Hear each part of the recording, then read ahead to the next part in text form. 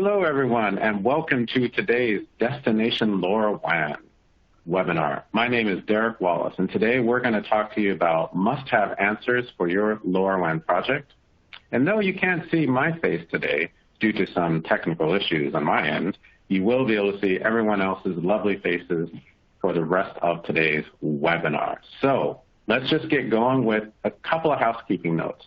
First of all, if you have any issues with your display, if it's lagging, go ahead and press F5 on your keyboard and it will refresh your screen.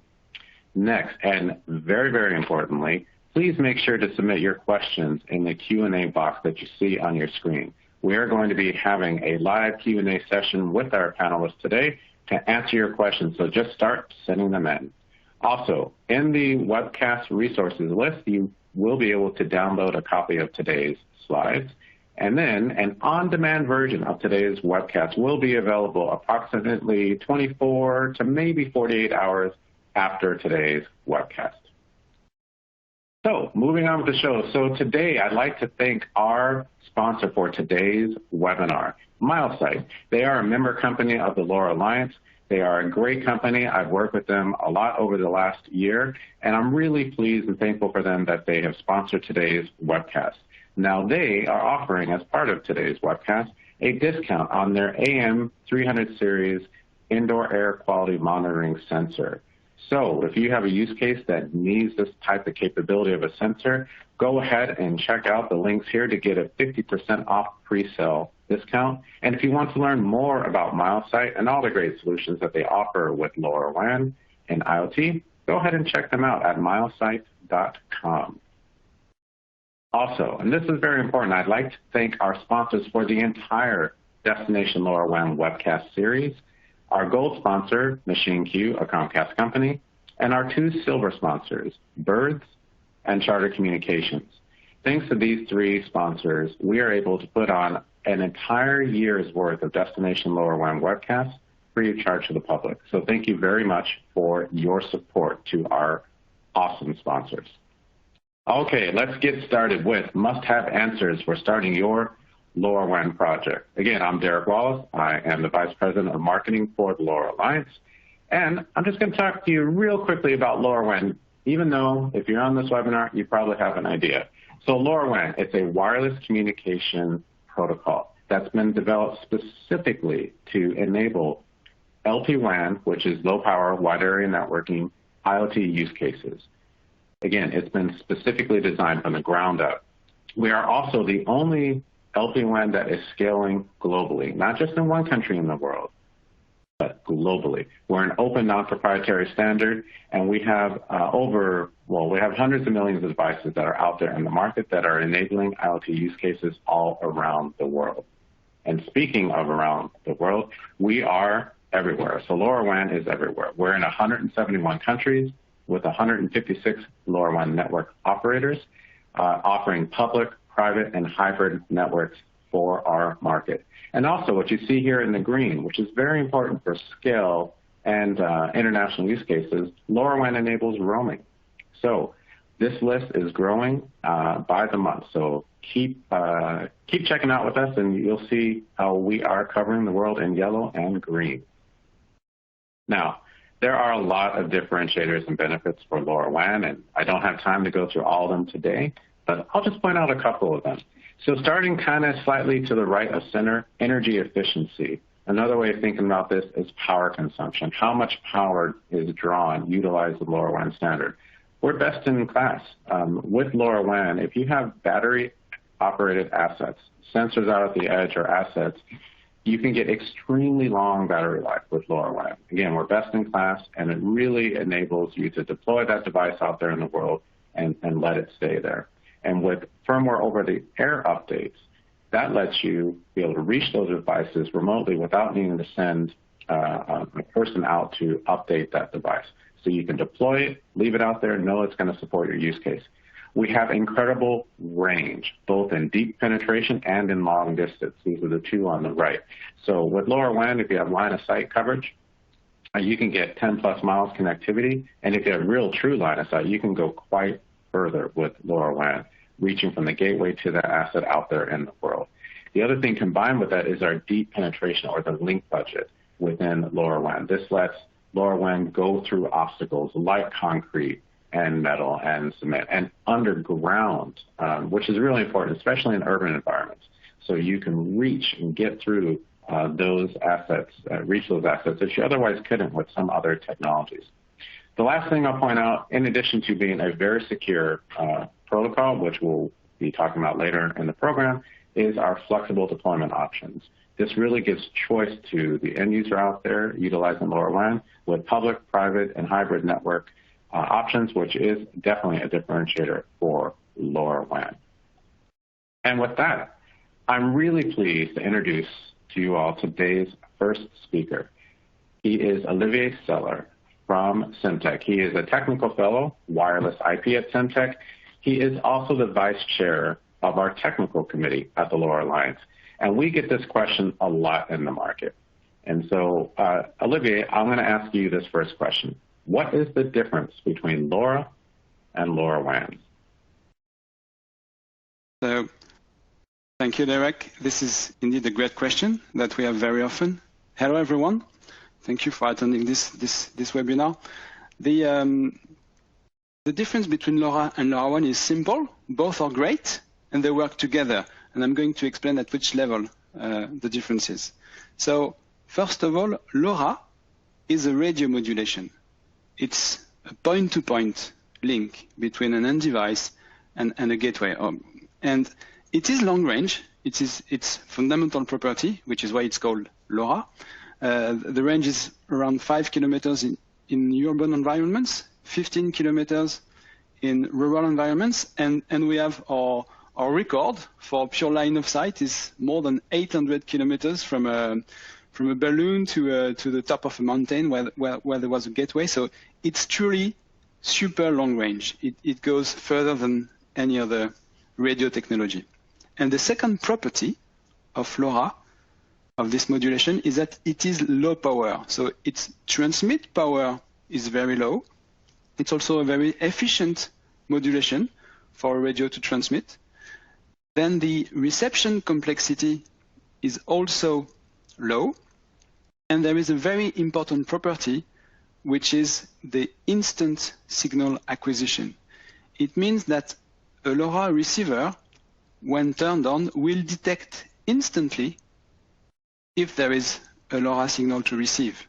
That's super important for low power operation of a protocol, because with LoRa you don't need prior time synchronization.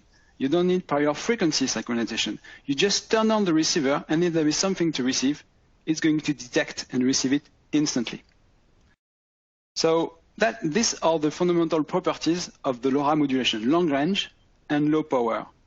And LoRaWAN is a protocol which builds on these properties.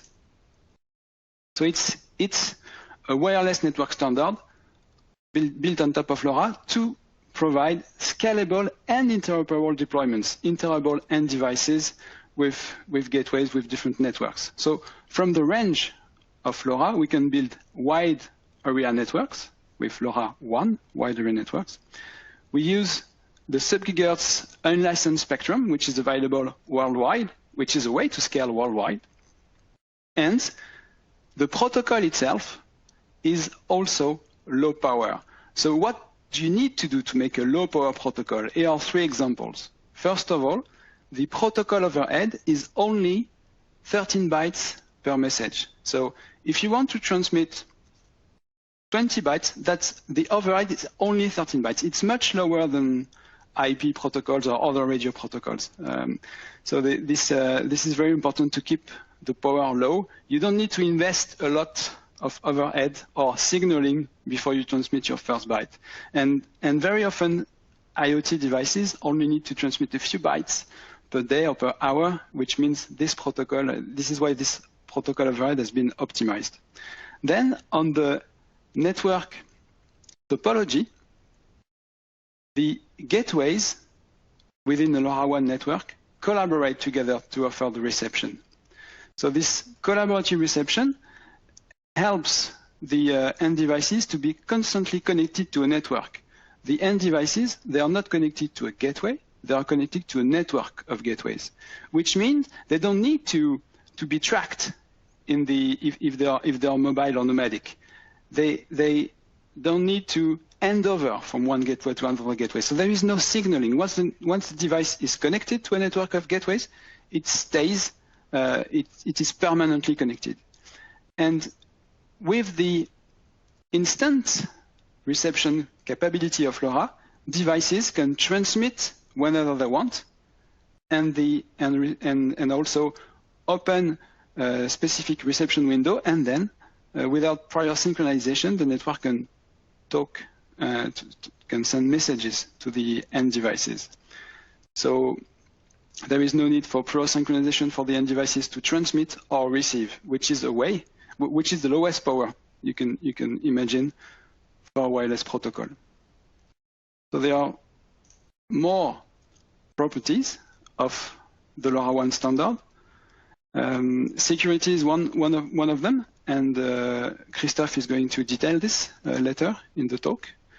We have a global coverage with, thanks to regional channel plans definition and certification. So for every area in the world, every country or every region, we adjust the LoRaWAN parameters to the local regulation, and we help our members make devices which are certified to this regulation, which is really a way to scale quicker. If you use LoRaWAN, you know that you are allowed. Well, you know that other members have already managed to get regulatory type approval in specific countries. So some of the properties of the LoRaWAN protocol are about making an efficient use of the spectrum. So the use of the spectrum is adaptive. You can add channels, remove channels, turn channels on and off. It's also adaptive for the data rate and the transmit power of the end device. All of this is to optimize basically the end device power consumption, so to make it last longer. There are, in a nutshell, there are three modes of operation. Class A, which is about lowest power and complete asynchronous transmission. The end device transmits whenever it wants and opens a short window, two windows after it transmits to give opportunity of reception from the network. And class B and C, where more reception windows are opened by the end device to allow for lower latency and also to allow for multicast, because then end devices can decide, well, can group and open at the same time these reception opportunities. And the security, which I mentioned already, is about authentication. Only authenticated devices may join the LoRaWAN network. That's the first thing an end device needs to do. It needs to authenticate to connect to the network. And then when it is connected, frames are checked for integrity, for the absence of frames replay, and also frame integrity, and also encrypted, so that only the application, here noted application server, can decrypt what has been sent by the end device. So this is really, in a nutshell, the difference between LoRa and LoRaWAN. LoRa is the modulation, which is long range and low power. And on top of that, the LoRaWAN protocol is building interoperability, certification for LP1 network to scale, keeping this long range, low power properties of the LoRa modulation. So with that, I hold it back to Derek for the next question. Great. Thank you very much, Olivier. Very insightful, and it's great because, you know, LoRa, as you said, it's the modulation, it's the foundation for everything that comes after, and LoRaWAN is what makes it an interoperable protocol, which is why we're scaling, which is why people all over the world are utilizing LoRaWAN to enable their IoT use cases. Thank you very much, Olivier, for clarifying that to our audience. And again, remember, if you have questions, go ahead and drop them in the Q&A. And Olivier, for that question and many others, because he's just brilliant, will be here to answer them for you. Okay, now I'm very happy to introduce Gaurav Naik from MachineQ, a Comcast company. He is our head of engineering, and he's also a new board member of the LoRa Alliance, and we're really, really happy that Gaurav has joined the board. And so, Gaurav, I'm going to hand this question off to you. Which network model is best for your LoRaWAN solution? Thanks, Derek, for the question. So, which network model is best for your LoRaWAN solution? Now, the LoRaWAN network architecture is absolutely amazing. It provides a tremendous amount of flexibility in how the network is deployed. And today, there are two major types of network deployment models. The first is called a private network, where a LoRaWAN network is deployed by a single entity. Think of a company or an enterprise that deploys that network for their use. And so they manage that network, they determine where the gateways go, and of course the coverage area from those gateways, and they control the devices that go to the able to transmit over those networks. On the other hand, public networks are networks operated by a single operator. Think of a telecom company, similar to how your cell phone provider is set up. And this organization sets up a public network and sells access to that network. It sells access to other customers, solution providers, enterprises for their devices. Finally, as Derek mentioned, LoRaWAN enables roaming between public networks, but we also can enable roaming between public and private networks. And so we have the ability to create hybrid networks that allow a device to operate both on a public network or a private network that's purpose-built. So let's kind of dive a little deeper into the differences between a private and a public network. So typically, you see private networks deployed across an enterprise, a company that may have multiple locations, sometimes multinational, across a campus where you might have a number of buildings in a single geographic location, or in many cases, inside of a single building. Public networks, on the other hand, are nationwide, they're national, regional deployments, and they're very well suited for applications that span wide geographical areas. Now, typically, a public network is sold as a subscription model. Sometimes it's per device, it might be the number of messages sent by that device, and it's a reoccurring subscription fee that you pay the public operator to get access to the network. On the other hand, private networks require cost of installation of gateways and deployment, the setup of a network server in the cloud and the costs associated with that, the ongoing management and monitoring of that, and arranging for backhaul connectivity from those gateways. For example, if your gateway was using LTE as a backhaul, you would have to go and make a commercial agreement with an LTE provider and get a SIM card for that gateway. And so as you can see, there's a trade-off to be made here when we talk about private and public network in terms of cost. But let's talk about some of the other technical issues here. When we talk about a private network, one of the great things that a private network provides to you is the ability to target coverage, to give you the coverage where you need it. If you're deep inside of a building and you need an additional gateway, you have the ability to deploy that in a private network. On the other hand, public networks, like Derek mentioned, deployed all around the world. These networks the coverage of these networks are limited to where the operators have deployed those networks, but you can roam between different networks. But when we talk about quality of coverage, why is quality important? And that really comes into when we talk about battery life. Battery life is so critical to your application when you have a battery-powered device that if you think about if your device is closer to a gateway, using the LoRaWAN's adaptive data rate procedure, like Olivier just mentioned, your device can use a lower transmit power. It can use a shorter spreading factor, which means it spends less time on air transmitting the data it needs to. Less time on air results in a longer battery life. So these are very important kind of concepts to think about of your coverage that you get, the quality of that coverage, and how it impacts your battery life. Finally, it's not that simple because when you look at just these two factors, it seems like private network is the way to go. The problem with private networks is there's tremendous cost in setup. You have to set up a network server in the cloud. You have to procure and configure gateways. You have to set up backhaul connectivity from those gateways. While on the other hand, public networks are ready to go. The network operator has already handled gateway deployment.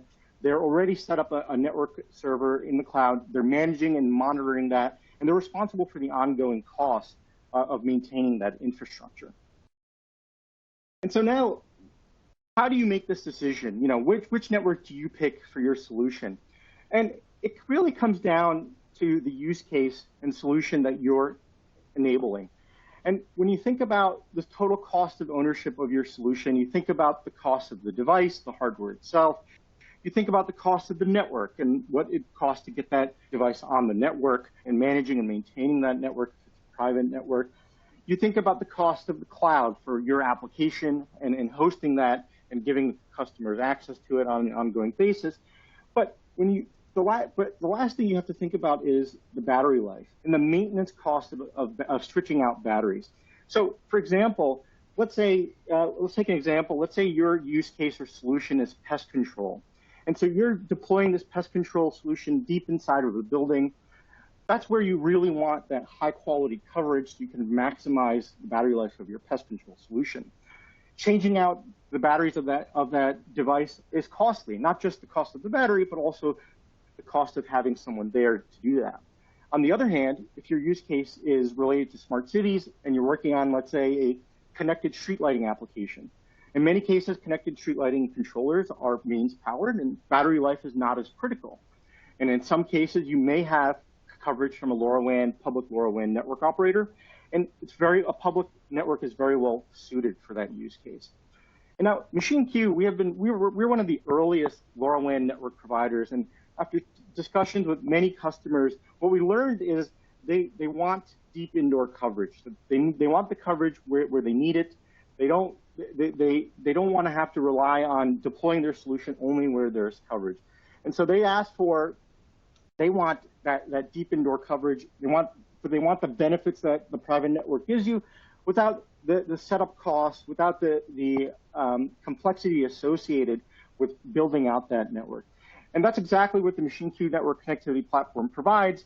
You get deep indoor, high quality coverage where you need it to maximize your battery life, but you get the ability to do that in a turnkey way without having to worry about ongoing costs of maintaining and managing network servers, worrying about gateway connectivity, backhaul connectivity. In addition to not only giving you that sort of plug-and-play ability, we also can manage and do field installations and install these things in the field. So you get all the great things about a private network: coverage, quality, extended battery life, without the ongoing and capital costs associated with developing a private network.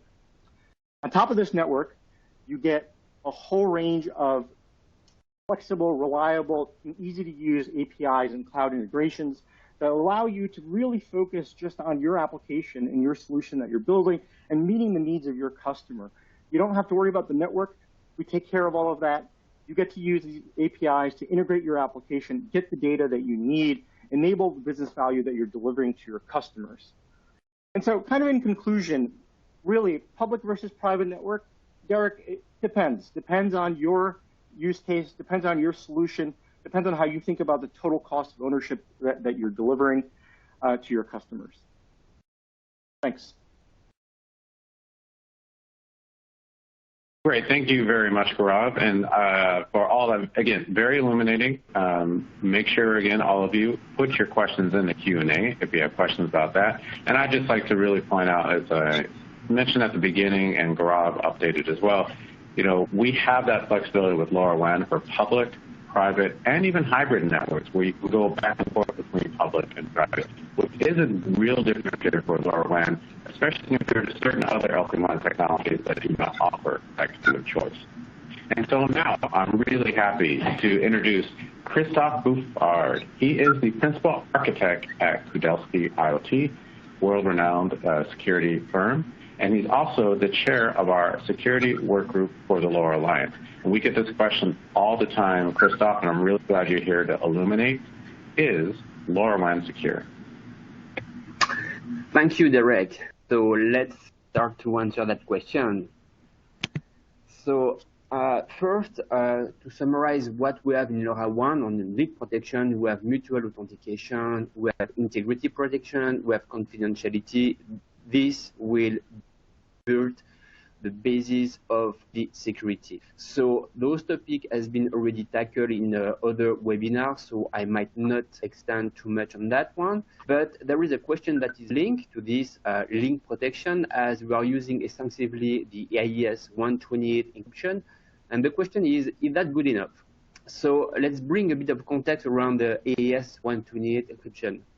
This is to protect data exchange, not to keep data securely stored for a long period of time. So that's very critical to understand. So what we try to understand is we are protecting data moving and not stored.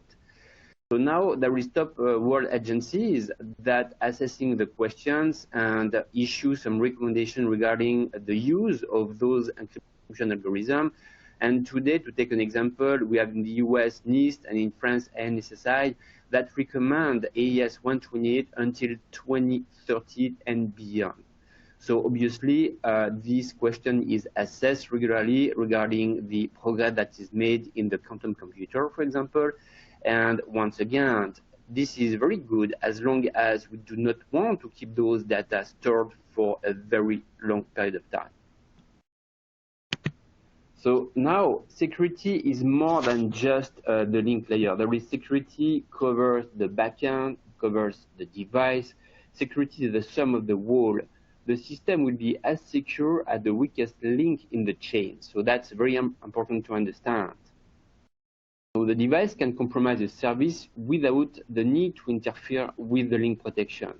If an attacker, for example, extracts the keys, like a software reverse engineering or a logical attack on the device, or even a side channel attack or a fault glitch attack on the device to extract the keys. So taking the keys out of the device basically can compromise the service without compromising the link layer. So it's very understand that the device has a role to play in the security. And the device should not leave the factory with additional, I would say, configuration. So the device should be ready security-wise with all key enabled, all key stored, and the device is ready to be used, and there is no extra operation to bring more security on the device when it's out of the factory. And the security can impact also the device and impact the manufacturer. Because obviously, when we produce the device, we have to embed the key, we have to put the key in the device. So basically, we want to make sure that the key are, I would say, integrated. So there is no way to basically steal the key out of the production. And also, we need to ensure that the key that will be pushed to the joint server, for example, will be in a secure way. So that connection should be secured. And also, we need to understand the service that the device will provide. And we need to understand what can go wrong. They should run like a threat assessment to understand what needs to be secure and what can be done if something goes wrong. It's very important to keep in mind the cost of securing a device. We need to define a level of security to ensure that the solution at the right level of security, not too much, not to kill the ROI, and not too little to put the solution at risk. So now, once again, like I said, once again, the security is not only the encryption, the link layer. So we need to understand the thread. This is a key point. The asset we want to keep safe. And of course, the service that the device is serving is determinant part of the security that should be adopted. There is no one-size-fits-all. Critical infrastructure require more attention than the security, like a shut-off valve for the gas distribution system, for example, or even for utility company, the meter that they are using require non-repudiation. So this is important to understand the level of security will depend also of the service that the device will offer. Another good example is also the open source library. We all use more and more open source library in the device, in our development, etc. So it's very important to understand that we need to keep the latest version to make sure that we are reading the security threat, that some library issue, and to make sure that we are always using the last version. And also at the back end, when we manufacture the device, we should be sure that we're using like FIPS certified library when it comes to generate the keys with a good random number generator, and that random number generator should also be used in a proper way, because a poorly initialized RNG might lead to very weak key, and the key is the basis of the security, and especially for the security level. And also, debug JTAG port should be closed. We need to be sure that, so that is an open door for the attacker if the device is leaving the manufacturer with opened JTAG port or debug port. This is very important. This is maybe obvious, but we've seen that many times. And at the end, security level. So basically, we want to bring more device security, like I said, one size not fit all. So we want to address security with at least 3 levels. So the minimum where the encryption key should be securely stored. And an intermediate level will be, for example, the use of a trusted execution environment, and all cryptographic information, cryptographic operation should be performed within the T. And finally, the best in class. So best in class will be using a common criteria certified evaluation assurance level 5, for example, element, which is a hardware that has been certified, which is secure and offer a guarantee against a lot of attack, like logical attack, like I mentioned before. And it would give a similar level of security, for example, as GSMA Narrowband IoT, where this use of a common criteria level. And also we can add like physical unclonable function and secure bootloader to complete the panel of what we can use to have a best-in-class security for the device. And as you know, there is more and more threat. The government here in the US with NIST and in Europe with HC Cyber are understanding the lack of security can be a risk, and especially for the critical infrastructure. So there is some, I would say, work that has been started in Europe and even in the US to understand what can be asked for, depending of the operation, depending of the, for example, critical infrastructure, what can be asked to those devices to be more secure, to not put those services at risk. And obviously, it will be come and follow a certification that will be eventually be requested by the legislator, like FCC for the wireless device, to make sure that the security has been properly implemented.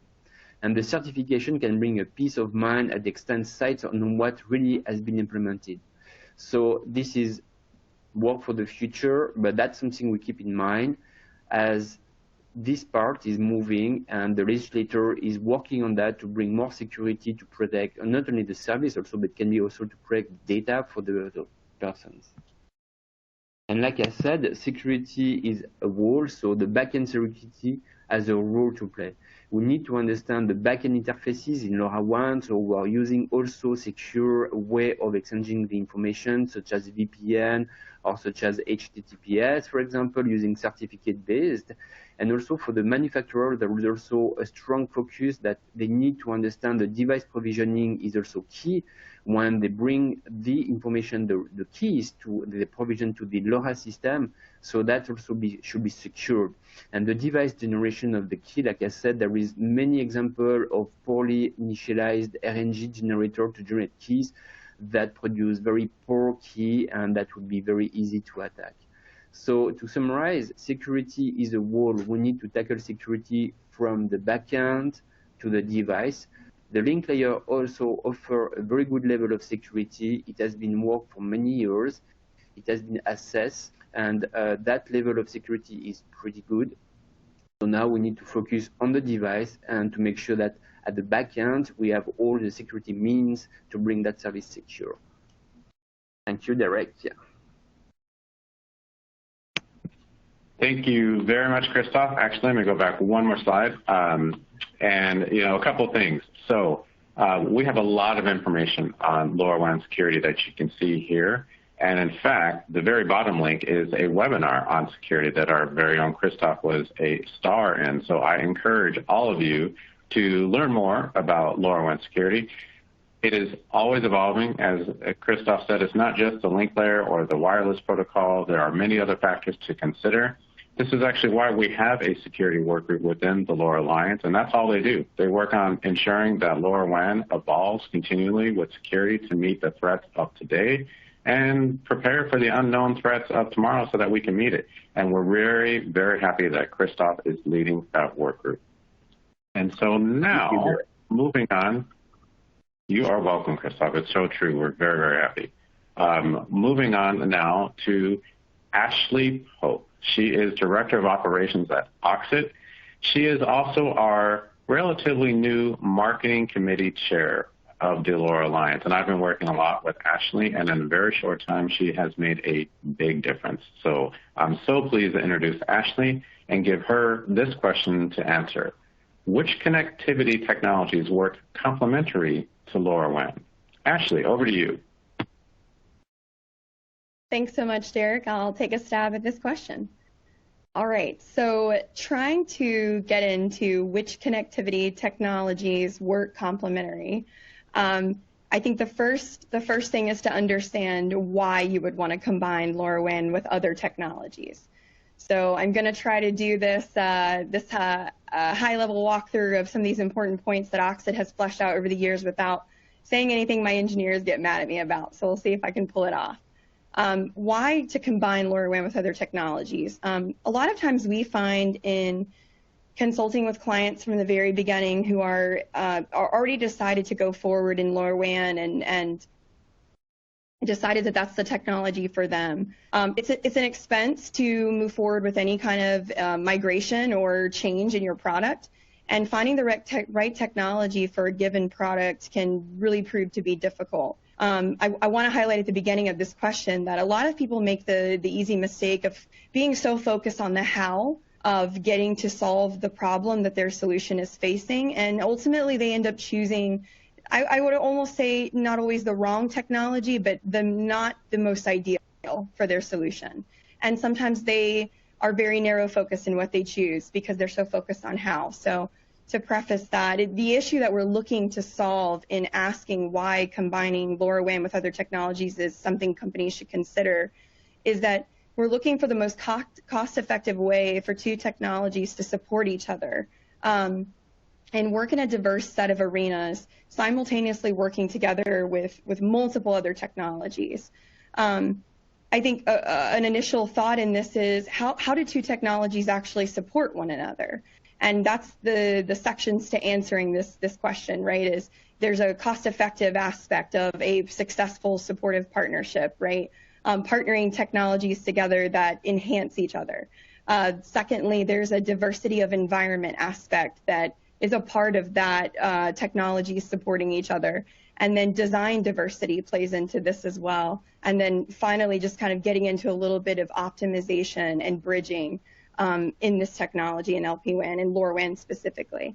So cost effectiveness in partnering technologies is something that we talk with clients every day about. Selecting the right complementary technologies in your early phase is the best time to do it, right? So if you wait until you're already several generations of a product in, there's a lot of learnings that you're missing out on from having made that decision right the first time, but also by limiting yourself in the beginning and not thinking of the future, if that makes sense. There's also costs there, right? So when you make that decision in the beginning and you limit yourself without considering complementary technologies, you're accruing time and costs there that you'll have to get back at some point eventually. Frequently, we see clients who are exploring complementary technologies in a future rev of their product. So maybe they're only 1 to 2 in of whatever their product is or their solution is. And so they're still able to kind of reduce that cost over time by being a little more proactive while not getting into it in the beginning. Making an investment in a multi-protocol design is an absolute future-proofing mechanism, and it's so important. It will yield shorter-term cost savings in your deployments, right? That you sometimes would think parts of this would be way down the line before you would see that ROI, but you can actually see that much sooner by investing in multi-protocol. So parts of this cost effectiveness in partnering technologies is a device cost, right? So for LoRaWAN specifically, when you look at other multi-protocols, the cost to implement those into your device can be very expensive, very cost prohibitive, right, to a company who's considering a technology. But LoRaWAN is actually very inexpensive in the multi-protocol options that are out there on the market. And so you, right off the bat, have a reduced device cost because you are working with a technology that is far more cost effective on the onset. Second part of that is reduced hardware complexity. So, companies get into solutions where they are a software company and they're pulled into having to provide hardware. And they don't want to have to be that hardware person. But typically that happens. They're pulled in despite wanting to or not wanting to be. And by reducing their hardware complexity, by reducing the hardware they have deployed in the field, and even the actual hardware insides itself, right? That's a business development term there. But by reducing their hardware complexity to their solution, they're already looking at a cost effectiveness because they have the option to leverage LoRaWAN as a multi-protocol to enhance whatever protocol they already have, but reduce their hardware through eliminating unnecessary gateways and repeaters and things like that. So this plays equally into the lowered operational costs because when you have a tremendous amount of hardware out there, there's a tremendous amount of maintenance costs there that you have to maintain for your client, and you don't have the option to just say, that's your problem, not mine, right? If you're giving good customer service. So using a cost-effective or using a partnering technology is cost-effective in lowering that operational cost and making sure that you've lowered your maintenance threshold by having a more efficient and accurate technology. So, and then we get into power reduction, which is a cost savings as well. If your device has a power reduction technology inside of it, like LoRaWAN, that partners along with another low power, battery conservation technology, then you are reducing your power, you're increasing your device longevity, and you're saving yourself money there as well. And those multi-protocols are working together to do that for you. And then a final aspect of that is expanded ROI, which is, it's a little less tangible, but it's a little less tangible in that it feels a little farther off. But if you look at the original solution that you go in for, the original problem that you go in to solve, leveraging, partnering technologies, it's cost effective in that it helps you expand out what you were able to do. So when your customer wants something different from what they initially identified, then you have that capability to expand, right? So you can expand into those additional features and items that they want. So diversity of environment is another aspect of this question. Understanding LoRaWAN can permeate obstacles extremely well is something that is a really great initial selling point for us when we talk to clients about the technology. And then you add in the fact that it can maintain that power conservation. And then that value proposition from those two parts of LoRaWAN's feature sets, right? They make it so ideal for diverse environments for various solution deployments. So I wanted to talk about a couple here because I know the question was around which technologies are best in a complementary setting with LoRaWAN. And so the first one would be with Zigbee and LoRaWAN. And I don't think that's always commonly thought of being extremely compatible with each other. But Zigbee and Z-Wave technologies work well for multi-protocol settings in hubs. So you can actually take their proficiency in that setting. And in a utilities case, for instance, we've seen use cases where the utilities have metering and they need to do this metering and they need to make sure that, they've got gateways on site for each of these areas where they meter. And there's a lot there in lift in both installation and cost.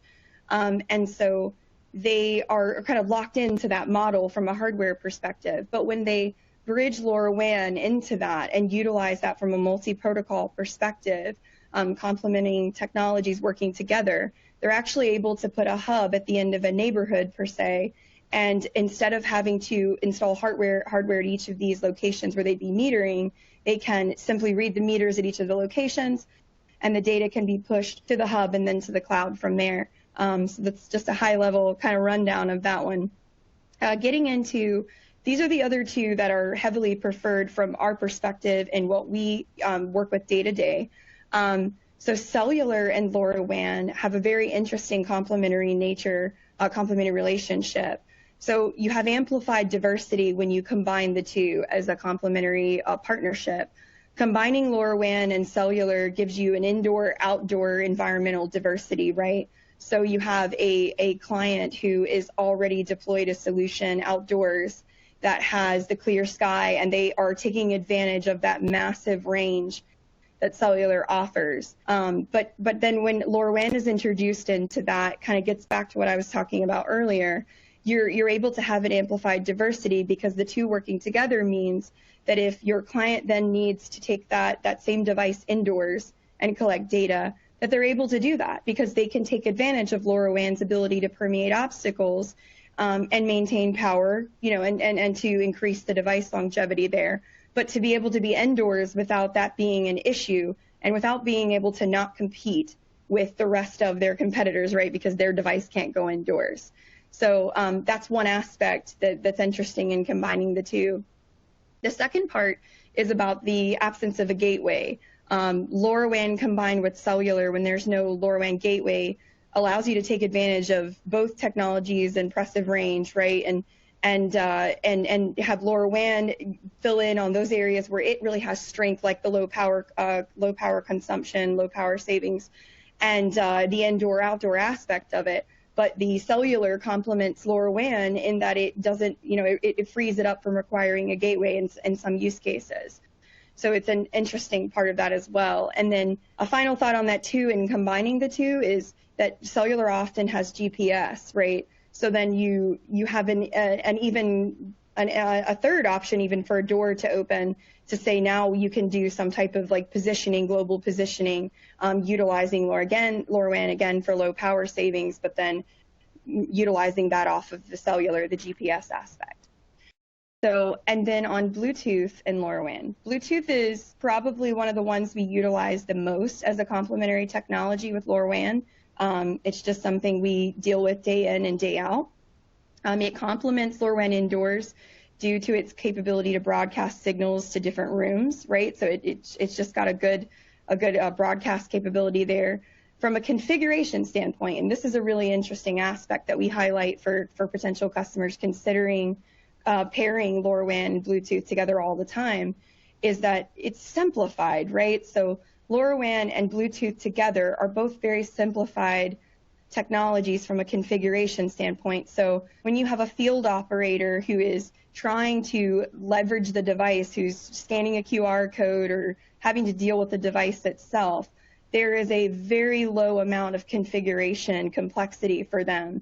And it just tends to be very friendly to field operators. We see this in water, we see this in gas, we see this in smart retail, we see this everywhere. So it just tends to be easier for them to navigate. And then, both technologies together from a complementary perspective, they achieve power consumption goals. They're both low power in various ways. And so this diversity of environment where they can be put in some difficult circumstances, you can utilize LoRaWAN's permutation and still have the good features of BLE to maximize as well. But both are still achieving your power goals. So, and then getting into design diversity, which is one of my favorite topics and something I probably talk about the most in answering the question of complementary technologies, is your customers' data needs are going to transfer over time. I wouldn't even say may. I would say they will absolutely transform over time. The goals you originally identify in a solution will inevitably adapt and change over time, and they won't stay the same as when you first approach the problem that you're trying to solve. With LoRaWAN, you can optimize that device or solution by expanding your possibilities for data collection. But when you look at complementary technologies and when you look at decisions that you're making for your devices, going back to what I said earlier, design diversity is is just the smartest play for your solution, right? Because knowing that things will change and that your device, your customer's device needs and data needs will change over time, having a position of multi-protocol diversity, right, and design diversity overall, it just pays off in dividends down the road because the technologies will change, the needs will change, but you'll still have the options, whether or not you're even utilizing all those protocols today in your solution. So you give yourself indoor-outdoor flexibility, right, by choosing design diversity. You give yourself power consumption. Maybe that's not a key problem now, but a year from now, 5 years from now, that could become a problem in your design, and you've given yourself the option to default to LoRaWAN's protocol and get that power consumption that you need. And then lowered operational costs, you're increasing your range, you're increasing your capability there so you can lower the amount of hardware that you're having to implement and ultimately maintain. And then just the fact that you're able to easily pivot in use and change whatever it is that your needs are in that case by having a complementary technology design diversity plan. So, and then finally getting into optimization and bridging and looking at LoRaWAN. And I want to add this, Derek, because I know that I've talked a lot about different aspects of selecting complementary technologies. And a lot of the reasons probably sound very similar to each other, but looking at LoRaWAN not as a replacement, and I've seen that a lot in my interactions in the market and in our interactions with customers, is that oftentimes when LoRaWAN is brought to a customer or client as a prospective protocol option, they look at it as a replacement, and it's very stuck in their minds that if they choose LoRaWAN, they have to walk away from whatever existing technologies they're utilizing. And I think that's incredibly untrue. It is a partnering technology, understanding that, yes, it can stand on its own because LoRaWAN is powerful, right? But it can also be used as an optimization tool, and that it is quite frequently used as a partnering technology. So we've seen some non-traditional bridging for existing technologies with oil and gas and SCADA, and seeing that there is a conception there that the two can't work together, but they absolutely can. They can bridge each other, and LoRaWAN can make it better. And then the second part is an expanded ROI of control and condition monitoring. We've seen this time and time again in metering, where the industry is evolving from metering being the focus of how this technology is used. And there are other protocols that are used for metering, but LoRaWAN has been able to come in and bridge with those other technologies to expand the ROI there into controlling valves, control and condition monitoring of what's going on around your hardware as well. So we've seen that in smart utilities as well. And then finally, we've actually seen a very interesting use case for asset tracking, where traditionally in smart agriculture, the entry there was, you're monitoring flooding in fields and you're monitoring water and, crop conditions and things like that. But seeing where ear tagging in cattle is actually bridging LoRaWAN together with cellular, and it's actually utilizing LoRaWAN's low footprint and its power consumption and its low cost, right, to make that even possible for farmers and for cattle farmers to do something they never considered they could do before. So to very briefly recap, the question of, what technologies are complementary to LoRaWAN, I think the answer is for Oxit day-to-day, we see BLE and we see cellular. We feel that it's actually very compatible with many other technologies. But we feel like if you're going to ask yourself that question, you should also ask, why are you going to combine them? And that will help convince you of how great of a technology option it is for multi-protocol. So thank you, Derek. Great. Thank you very much, Ashley. One thing I just want to follow up with that is, in IoT and communication technologies, there is simply no one technology that is going to solve all the myriad of different use cases that are out there around the world. You're absolutely going to need to mix and match technologies in some use cases. And in fact, the LoRa Alliance takes this very seriously.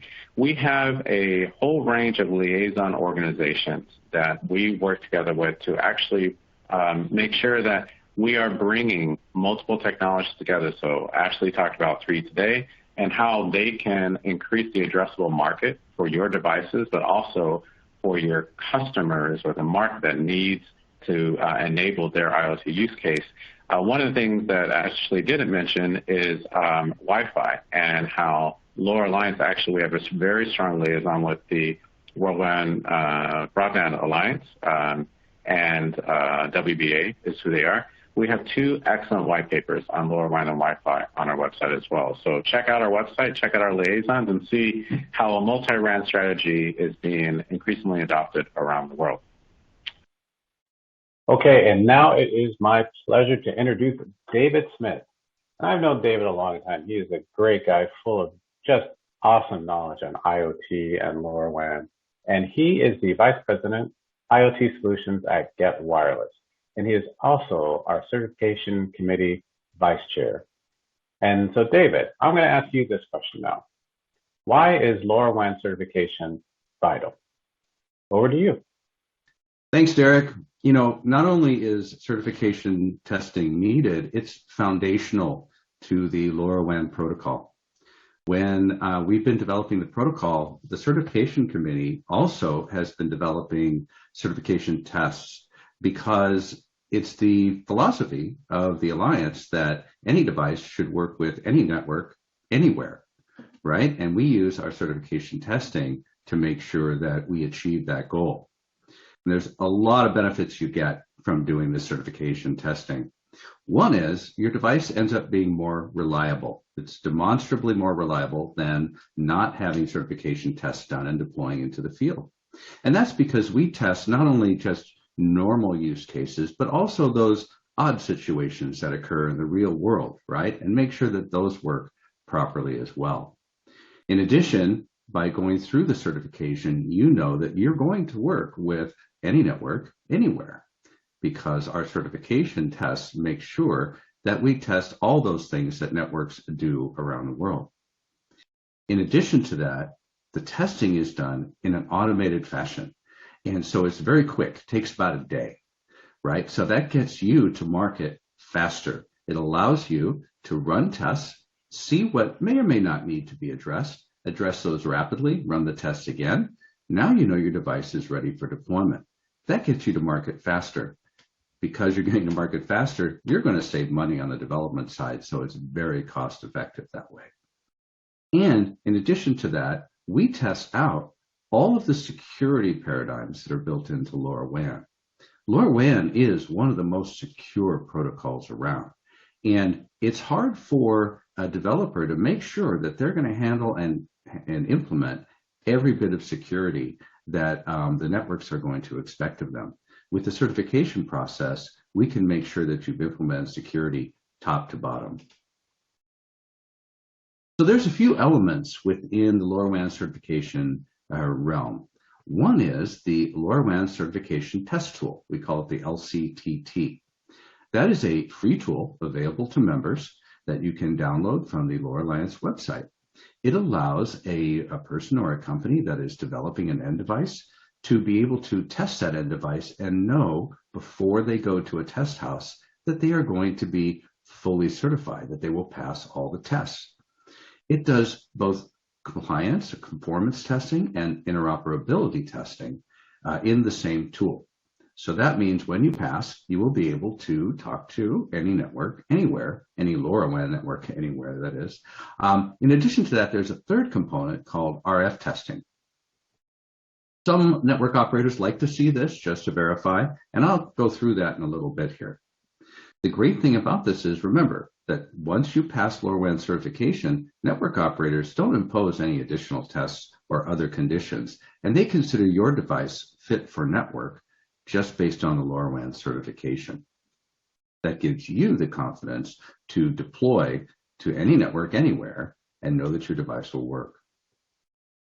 So this LoRaWAN certification test tool, it's very simple. Like I said, you download it from the LoRa Alliance member website. It runs on a local PC, so you'll get the software, you'll install it on one of your PCs. There's one additional element for the test setup, and that is a LoRaWAN gateway. There are a number of different LoRaWAN gateways that are compatible with the tool, and we're more than happy to point you in the direction of any of those that you might like to look at to set up your test setup. There are two ways of running the tool. I've already kind of mentioned one. We call it pre-certification mode. In this mode, you will actually run the tests that are going to be run at the test house. The nice thing is it's automated. So you turn it on, it runs the tests. About 24 hours later, you get a really nice report that shows you all the things you did right and perhaps anything that may need to be addressed. Once that is done, you can iterate and do the test again and again and very quickly know that you can confidently go to a test house. For those of you that are developing maybe custom items in your endpoint, we have another thing called the debug mode, and it's very powerful. It allows you to modify the test scripts to do custom things. And that allows you to test out anything else that you would like to test in your endpoint that maybe isn't part of the normal pre-certification test. Automating it in this way really gets you accelerated to market. Now, I mentioned the RF evaluation procedure. Remember, LoRaWAN is a long-range protocol. But in addition to that, the LoRaWAN penetrates into buildings and other structures very well. To do this, you have to make sure that you achieve the expected transmit performance and receive performance on an end device. The RF evaluation procedure measures those two things. So it will measure the transmission performance and give you a nice, there's an example there, a nice little image of how your transmission performance is coming out of your end device. And in addition to that, it measures the receive sensitivity on the receive side to make sure that you can receive signals at a low enough level as expected by many networks. This evaluation procedure is often required by LoRaWAN networks so that they can make sure that they know they will always be able to maintain contact with your end device. The process is very simple. For those of you who may be familiar with other industries and other technologies, this is going to seem a little ridiculously simple. If you have an end device and you are a member of the LoRa Alliance, you simply download the test tool, run 24 hours, and come back with your report. Once your report says you're compliant, you simply take the device to one of 6 authorized test houses around the world, and they will run the tests. And when they pass, the data is automatically sent to the LoRa Alliance. The LoRa Alliance will then do a couple of things. We review the documents, and then we will issue a certificate of compliance that you are now LoRaWAN certified. In addition to that, the LoRa Alliance will add your device onto the certified product list. It's just that simple. As I said, there are authorized test houses, and there are 6 of them around the world. They're in 17 different locations, typically in North America, Europe, and Asia. One thing to note here is that the only fees that are paid for certification are paid to the test houses. The LoRa Alliance does not impose any additional fees to issue their certificates or anything else. So any money you pay is going to go straight to the test houses. There are no hidden fees in the LoRa Alliance. Now, once you've passed and you have this LoRaWAN certified device, you have the opportunity to put it on the LoRaWAN showcase, where all of the LoRaWAN certified devices are there on our website so that customers and partners can easily find them and get in contact with you to start using them. It's a great way to kick off national deployment of your devices. And that's it. It's that simple. Back to you, Derek. And now I'm going to answer the question of how do I get started with LoRaWAN? So moving right on. Okay, so there are different ways to start, and it really just depends on where you're at with regards to your own journey. So sometimes a person, you could be on this call and you're just, you have an idea for a use case and you think, LoRaWAN might be able to solve that for me. How can I get started just to see? Well, we have these things from our member companies called LoRaWAN starter kits, and they're an absolutely fantastic way to start because they have everything that you need to get a LoRaWAN solution up and running and see data very quickly. You can start small, but you also can easily scale, and I'll talk about that in a second. But maybe you're in a different place. You're much further along in your IoT journey. And really, you know your use cases, or you have sensors you want to get involved, or you have an application or use case that LoRaWAN can enable, and you're looking for partners or help. The LoRa Alliance and our members are absolutely here for you. So I talked about our LoRaWAN network operators. They offer plenty of service. So MachineQ is a network operator that's on today's show. And they're just one of many companies that you could talk to find out how they can help you get your LoRaWAN solution up and running. We have 156 LoRaWAN network operators around the world, so you have plenty of choice on this, and they have lots of flexibility in what they offer. Now, maybe you want to do a private network. Maybe you're looking for a specific aspect of LoRaWAN.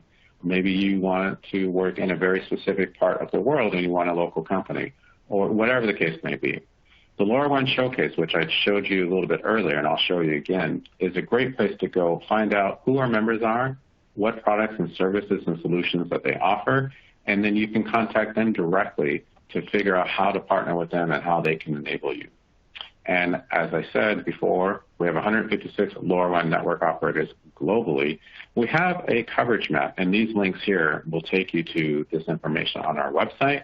And in the coverage map, what's really interesting is you can pick the country where you are in the world. You can click that country, and then up will pop and let you know who are the LoRaWAN network operators in that particular country. And then you can find out the contact info and contact them. As always, we've been saying this, you can absolutely input your question in the question and answer part of today's webinar, and we'll be happy to answer a question about how to get started or who to contact. And then lastly, you can always write directly to one of today's speakers. They'd be very happy to talk to you about getting started with LoRaWAN. I mentioned starter kits. Here are a sample of starter kits from different companies within the LoRa Alliance. Now, again, what's great about these, and there are others that are not listed here, is that they have everything you need for getting started with LoRaWAN. So they have the sensors or the edge LoRaWAN-enabled asset. They have the gateway. They have a network server or a way to send data to your preferred cloud platform, all in one box. Sometimes it's a general starter kit where you can go ahead and program the sensor for whatever your particular use case is. Other times it's very specific to, say, asset tracking, smart buildings, cold chain monitoring or cold storage monitoring, or safety.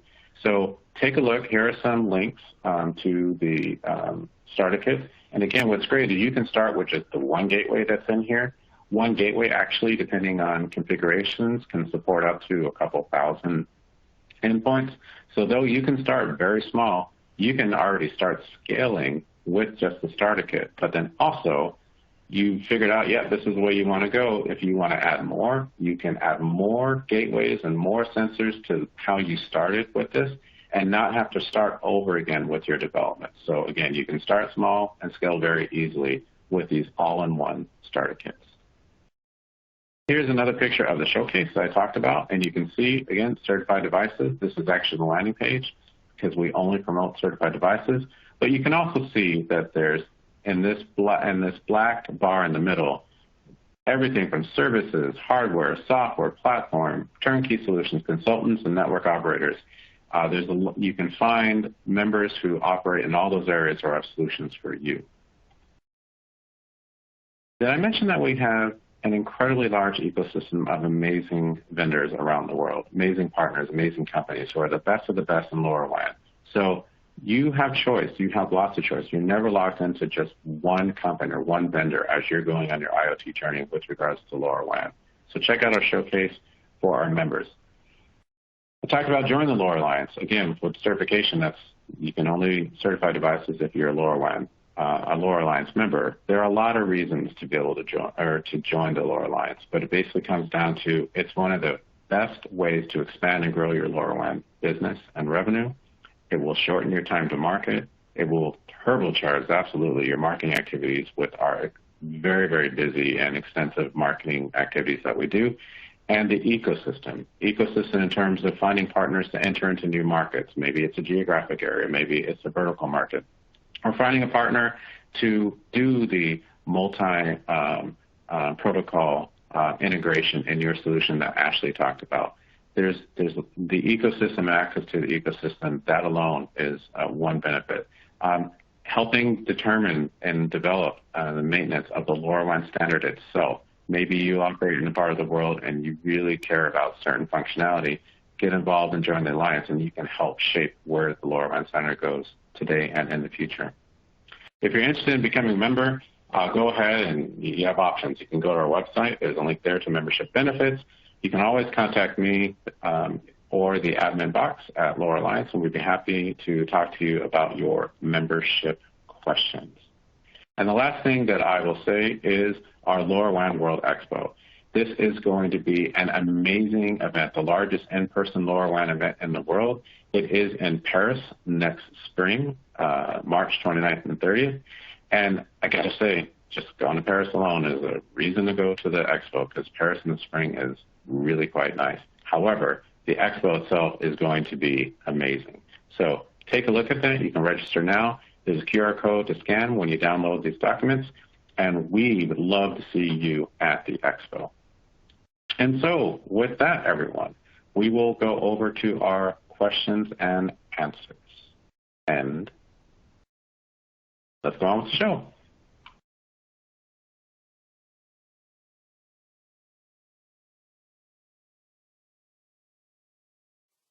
Hello, everyone. And now we are on with the Q&A. Thank you very much to all our presenters. And the first question I will give to Olivier. Olivier, we got a question as follows. Is the LoRaWAN regional parameters restricted for terrestrial only? How if we want to use for IoT satellite application? Can we use other range of frequency? Hello again. So thank you for the question. So to answer, I would like first to tell that in the LoRa Alliance, we have two committees which are going to look at this question. First of all, the regional parameters working group, which of course is going to define these parameters, and also the regulatory working group with taking care of having relationships, lobby the various regulation administration so as to enable this. So this is going to start, talk about which band to use, but today you can for sure already use the existing bands, the one which are defined in the regional parameters for the uplink communication. So that's going to work for both the FCC regions, like in the US, North America, and also in Europe. Great. Thank you very much for that. And now let's go to Gaurav. We got a question during your part of our presentation about power consumption. So why in private network power consumption are smaller than in public? Thanks for the question. So this is a good question. So I think it's, we're starting to talk a little bit about, the basics here. So end devices that are closer to gateways will use lower spreading factors, and devices that are further away from gateways will use a higher spreading factor because they need essentially a higher link budget. And because higher spreading factors result in a longer active time or an on-air time for the radio, they will use more power and will result in a shorter battery life. And so now when we talk about private versus public networks, in private networks, you typically have more control over where the gateway is placed and the distance between your device and the gateway. And so if your device is closer to a gateway, it could use a spreading factor that will result in lower power consumption.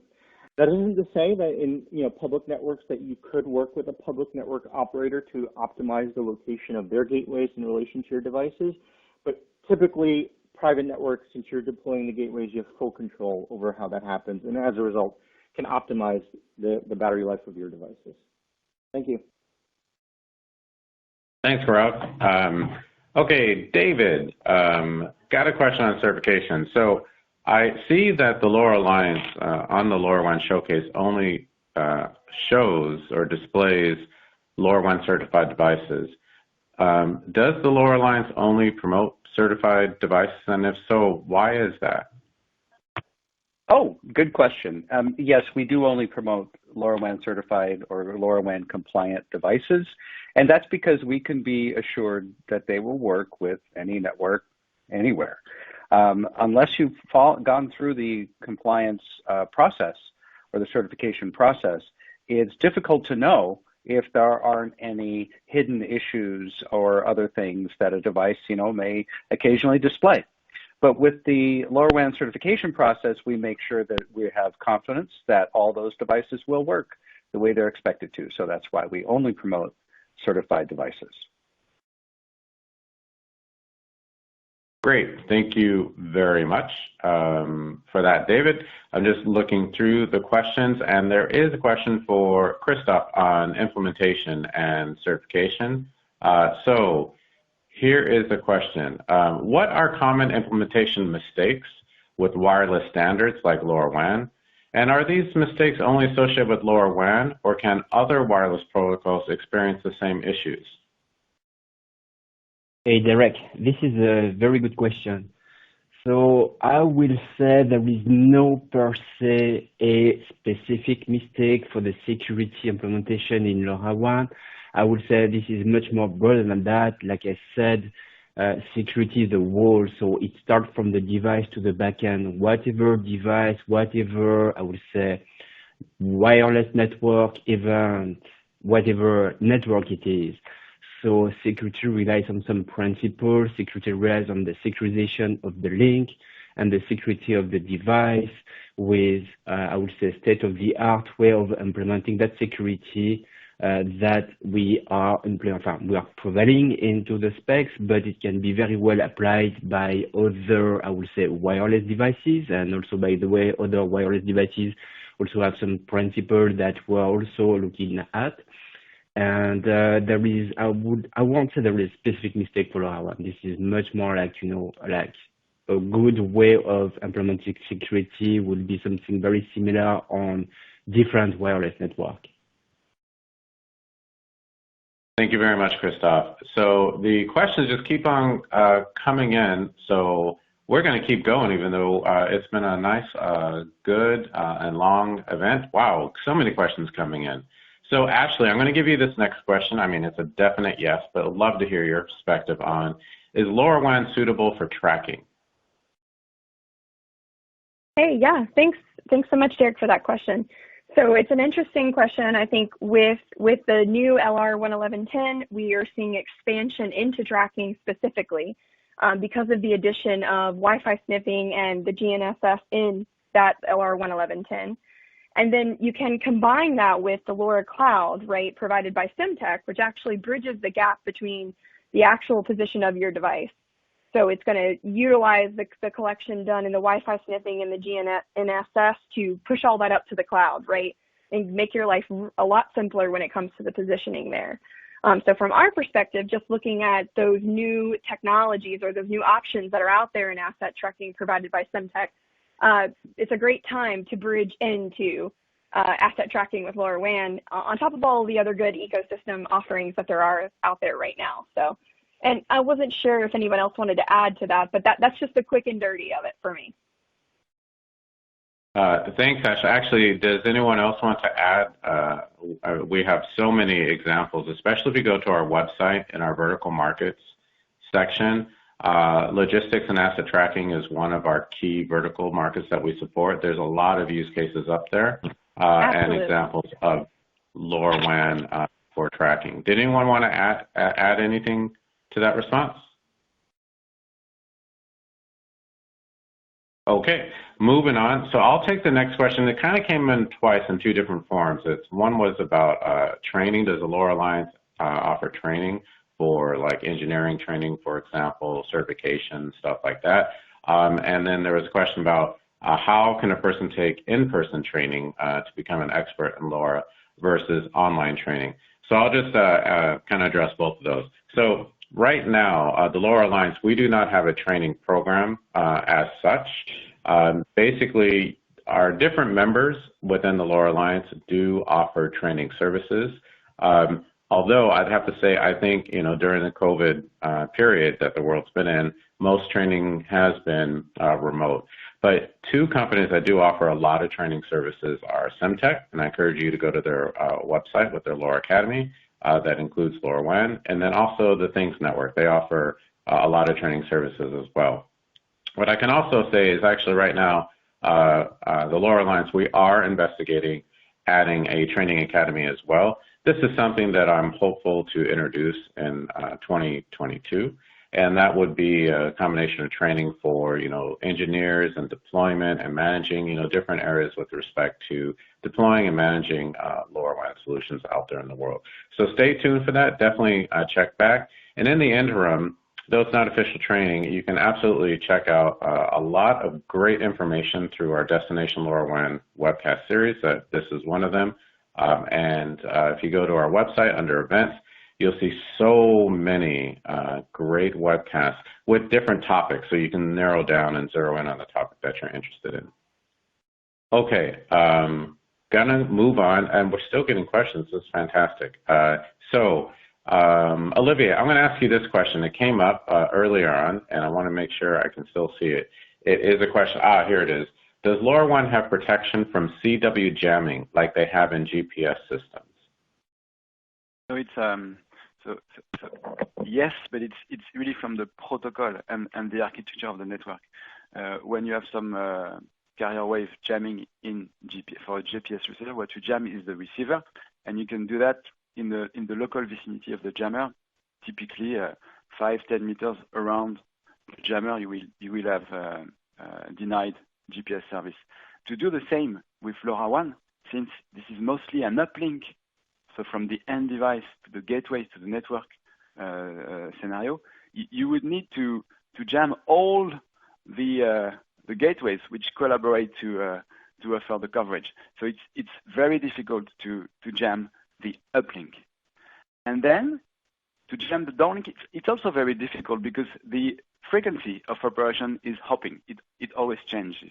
So it's pseudo-random. So you don't know. It's impossible to predict. So from the jammer point of view. So in both directions. So in the uplink, it's very, very difficult, and it's for sure not stealth. You will be noticed if you do that. And in the downlink direction, it's less of a problem because it's not the main communication direction. And also, it's also difficult because you need to predict well which channel you need to jam, and typically you can't guess it. Thank you. And moving on, and thank you all for the questions that just keep on coming in. So as long as we still have time with our presenters, I'm going to keep this call open. So Gaurav, there's a question here that is actually, it's multiple answers. Is LoRaWAN a subscription-based network to use? Can you take that one? Absolutely. Thanks, Derek. And so, LoRaWAN comes in, two different types of models, right? Like we discussed, so public and private.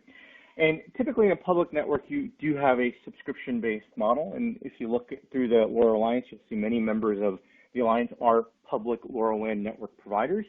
And through them, you can subscribe on a per device or potentially on a per message basis to get access to the LoRaWAN network. On the other hand, private networks allow you to deploy the network yourselves. You buy the gateways, you install the gateways, you set up the network infrastructure needed to support those gateways. And then in that case, you get almost an all-you-can-eat model where you are limited by the capacity of the LoRaWAN gateway and LoRaWAN network, which is massive. So as you can see in LoRaWAN, you get both options depending on your deployment model, whether it's an OpEx or CapEx deployment model, and you have full choice between how you deploy and manage your network. Okay. Thanks, Gaurav. Going on to the next question. Dave, I will give you this one. This comes up, and the fact that our standard is interoperable answers this question. But Can LoRaWAN radios from one manufacturer connect to LoRaWAN radios of another manufacturer? Yeah, and it's a great question, actually. Remember, the way LoRaWAN works is you have an end device, the end device talks to a gateway, and the gateway talks to the cloud. And so you have gateway manufacturers and you have end device manufacturers, and very often they're not the same, right? LoRaWAN certification ensures that your end device will talk to any gateway, and of course that gateway forwards your data to the cloud in its own way, which is similar across gateways.